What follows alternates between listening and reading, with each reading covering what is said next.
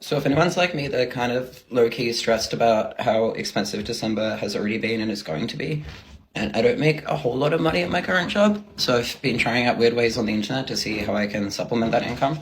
And I'm gonna post here what I managed to make in the last 7 days. So one of them was at a poll, which I'm not sure, I think it's worldwide, which is just they constantly have a list of surveys and they pay her out from like 60 cents, which is really bad, but then some pay out like $4.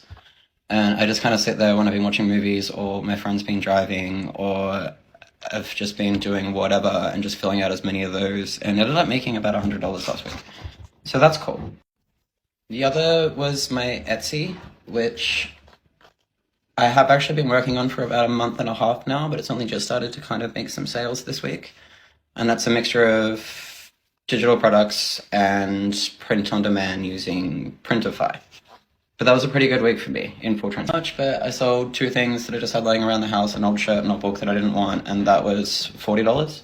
And I wouldn't really count this as a side hustle, but my friend needed a car for the weekend. She said, "Can I give you $50 and I can borrow yours for 3 days?" And I said, "Go for it." And that was an extra $50.